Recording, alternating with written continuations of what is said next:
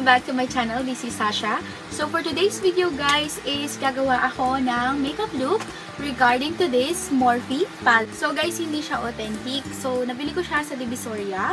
So ayun, gusto ko lang siyang gawa ng thoughts and review kung dapat nyo ba siyang bilhin or hindi nyo siya dapat bilhin. So with this, and nabili ko ay this 35D at ito ang laman niya. Nabili ko siya sa Divisoria. So ayan siya. So guys, alam naman natin na yung mga ganitong kulay is hindi siya ganun ka-wearable except sa mga browns, so mga earth colors. Pero guys, kung mahilig talaga kayo or nagpa-practice pa lang kayo, okay yung mga ganitong kulay para makita nyo kung ano yung bagay talaga sa kulay ng lid nyo. So without further ado guys, mag-start na ako, but wait, so nakita nyo ba yung aking background? So ayan guys, naglagay lang ako ng mga konting abubut. Wala akong bagong backdrop. So ito, meron akong mga 3D butterflies. 3D butterflies pero dito nakaturo sa canvas. So ito guys, nakalagay, let's see the world. Then my favorite guilty pleasure of all time, si Keroppi. Mahilig kasi ako sa Keroppi stuff guys. So ayan, naglagay lang ako. Then yung likod ko medyo na natatakpan ko, hindi ko na siya nalagyan ng butterfly. Yan. So ayan. So sana nagustuhan nyo guys. Then comment kayo sa baba or kung ano yung gusto nyo sabihin kung okay ba tong aking bagong background. Kasi minaximize ko lang yung space which is kanto kasi to. Then so parang naka-L ako guys. So okay ba siya? Okay ba siya? Like, ayun, nakikita nyo ba? Malinaw ba? Kasi naglagay din ako ng mga Christmas light guys. So, ayun, sana nagustuhan mag-start na tayo sa aking pag-makeup. So, first thing is, syempre, kailangan natin ng BB cream. So, BB cream muna ako guys. And I'll be using this Misha Wonder Woman. So, yun. Ayun guys, kwentuhan ko lang kayo. Kaya hindi ako masyadong nakakapag video ng mga nakaraang araw. Ngayon na ako uli nag-upload. Kasi nga, inaayos ko tong kwarto ko. So, inaayos ko tong backdrop ko kung ano bang magiging okay na itsura. So, ayun, hanggang sa nag-come up na ako na okay, maglalagay ako ng mga butterflies, mga ganyan. So, naggala na naman ng lola nyo. So, ayun, nakabili-bili naman ako ng mga dapat ko bilhin para dyan. So, ayun, eto ginawa ko lang pala to guys. So, ayun, wait lang, mag-blend muna tayo guys. So, ayun, gusto ko sanang gumawa ng video o ano ba? Gusto ko sanang gumawa ng video guys, with tag of Ask Sasha, o yung ganon, Ask Sasha, something like that. Ayun, comment kayo sa baba kung gusto niyo nun para gawa tayo ng ganon.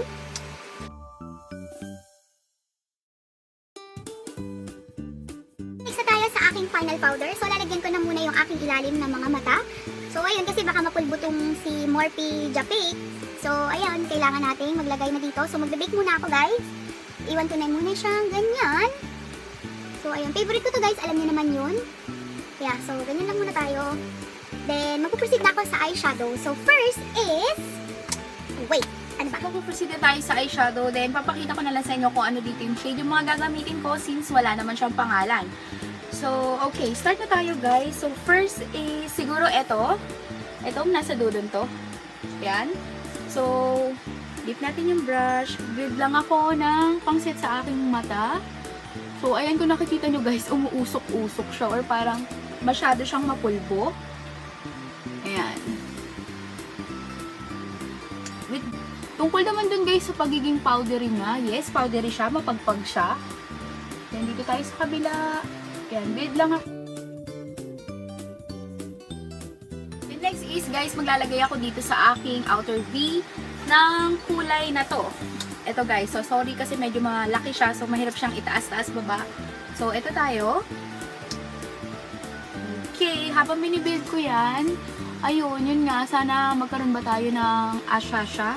Gusto nyo ba yun? Para yung may mga tanong sa inyo sa comment, masagot ko na lang through video pag gumawa ako. Kasi guys, minsan sa comment, hindi ko naman lahat nababasa. So, ayun, nagkakaroon minsan ng tampuhan. Actually, may nag-message sa akin, sabi niya sa Instagram ko, bakit hindi po kayo nagre-reply sa ano ko? Sa comment ko sa YouTube, snub po kayo, something like that. Sabi ko, ay, I'm sorry kasi phone lang yung gamit ko guys madalas kapag nag-check ako ng mga comment nyo. Hina-heart-heart ko naman, di ba guys?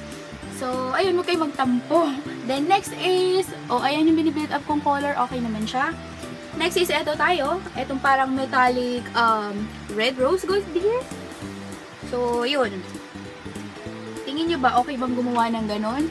So, ayun guys, pasensya na kayo kung hindi ako nakaka-reply doon sa ibang comment kasi minsan, hindi ko naman siya agad nakukuha, nakikita, unless sa PC ako mag-check ng inyong mga message. So, ayun na guys, nakapag-build na ako sa aking outer V. Then next is, itong kulay na to guys. So, itong medyo brown dito. So, ayan, dip ko lang uli yung aking brush. Then, yan. na, feel ko pa rin siyang i-build dito para medyo mag-darken. So, ayan. Kailangan mo talaga kasi mabuild yun dito kasi nga, guys, maliit lang yung aking lid. Dahil monolid ako, kailangan medyo mga dark yung ginagamit ko dito. So, ayan, kung nakikita nyo guys, nag-build na siya. Then, I think matte lang yung gusto ko ba or mag-shimmer ba ako? Pero I think baka magdagdag ako ng konting shimmer kasi plain naman yung damit ko. So, habang inaantay kong medyo mapagpag siya kasi guys, ginaganyan ko yun minsan kasi sa pilik mata natin maraming tirang powder. So, ayun. So, tingin ko naman okay na itong binake ko. So, papagpagin ko muna siya guys.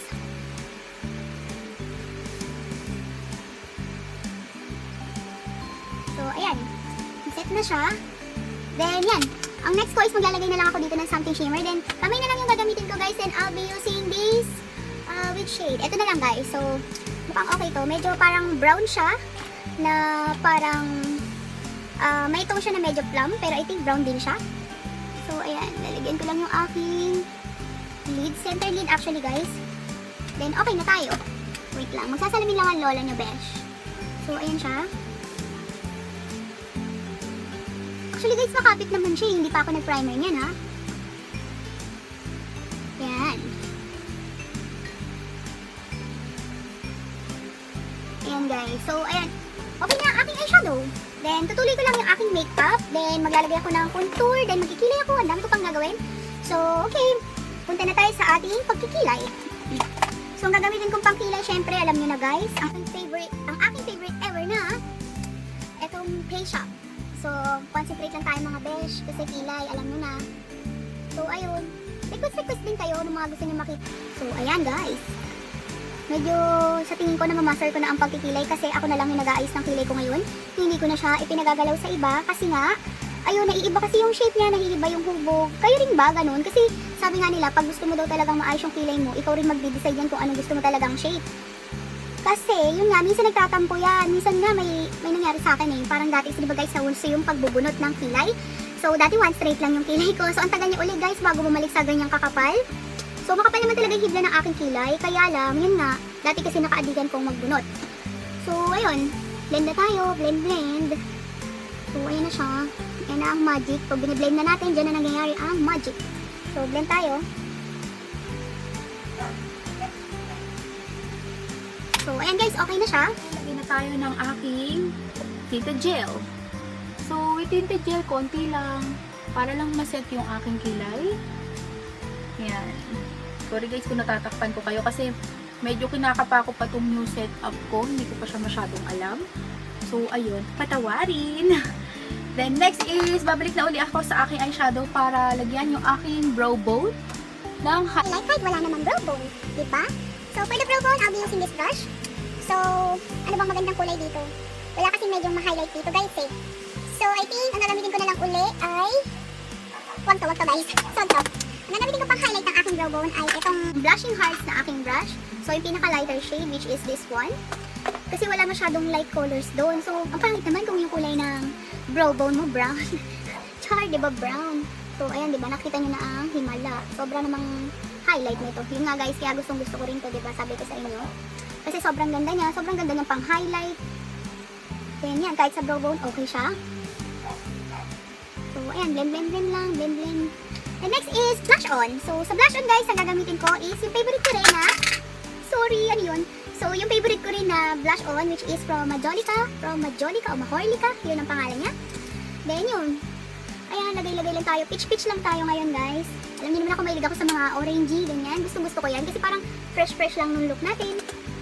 So, ayan. Okay na, diba? Ang ingay ko, sobra. So, ayan. Then, after nung blush, eto na. Aking favorite lane, peachy. Then, lagay ko siya dyan. Ayan na, diba? That highlighter though. So, ayan.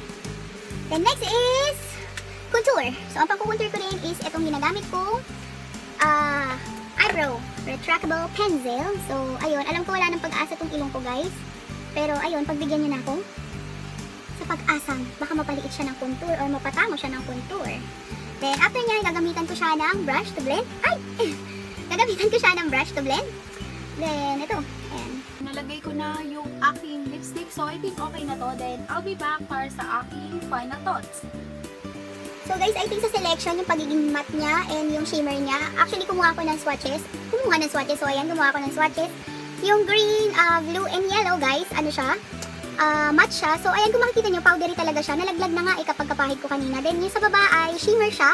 Then okay naman siya guys, kahit na mura siya or petty siya. Pero guys, syempre hindi natin alam kung ano yung mga ingredients nito nung ginawa to. So, sa akin naman isasuggest ko, huwag pa rin kayo bumili nito kung talagang panggagamit nyo sa kliyente nyo or sa sarili nyo. I think kung practice lang pwede kasi marami na ngayon guys na bumibili ng peki talaga. Alam natin yan kasi gusto talaga nilang matutupang makeup. Okay lang yun, pero guys, dadating yung time na may isip nyo na mas quality pa rin talaga yung medyo mas mahal or marami namang brand na meron sa SM, sa Robinson or anything na nasa drugstore or drugstore makeup I mean, na okay naman. So, ito guys, kasi hindi natin alam kung ano nga yung ingredients nito. So, sinasuggest ko huwag talaga kayong bibili nito guys kung talagang pang lagi-lagi nyo. So, bumili lang talaga ako nito guys para i-review. Then, after that, i-dispose ko na rin siguro to. Or itago ko na lang siya. So guys, ayun nga, okay yung Morphe na brand talaga, yung original because I have one. Pero, nasa pinsan ko na kasi kaya hindi ko na siya magagawa ng comparison.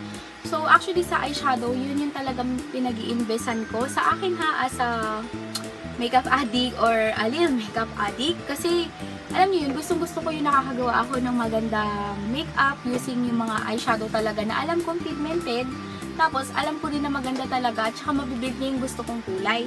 So, with this brand na Fake Morphe, hindi ko siya magawa kasi pag lumapit ako sa inyo guys, ayan, kasi may ilaw ako sa harap yung ring light ko. So, kung makikita nyo, hindi pa siya ganyan ka-pigmented. Pero yes, pigmented na siya kung dahil wala kang primer ha. Yun yung ibig ko sabihin guys. Pero alam niyo yun, para sa 300 or 250 pesos na palette, hindi niya pa rin talaga guys magagawa yung gusto talaga na gusto kong i-achieve na pagkakadikit or pagkakalapat ng eyeshadow. Kasi tignan nyo, para may bilog-bilog siya. Hindi talaga siya mablend kahit okay yung gamitin kong brush. Actually, hindi naman ako maarte sa brush, pero para sa akin lang yun guys, na ayan, na-blend niya, maganda siya. Oo, maganda talaga siya. Pero hindi ko to sinasuggest. Tapos, yun nga, hindi siya okay pang daily kasi nga makalat siya, ma-powder siya. Kaya kung mapapansin nyo guys, kanina naglagay ako ng baking powder agad dito. Baking powder. Yung aking pang-bake na Nichido. Kasi nga, alam ko pag nag-blend ako, yun guys, nalalaglag siya dito, nagkakaroon siya ng fallout. And yun yung pinaka-ayaw ko talaga sa eyeshadow. So, I suggest guys na kung mayroon naman na konting budget or kaya naman yung sa mga drugstore or sa mga Watson na makeup, yun na lang yung bili natin guys. Pero, ayun, kung gusto niyo lang naman ng ganito, pang tutorial or pang practice, okay naman siya. So guys, I hope you enjoy this video. Kung hindi pa kayo nakasubscribe, please subscribe, please like, then suggest kayo ng mga gusto niyo pang makita sa aking video. So ayun lang guys, I have to go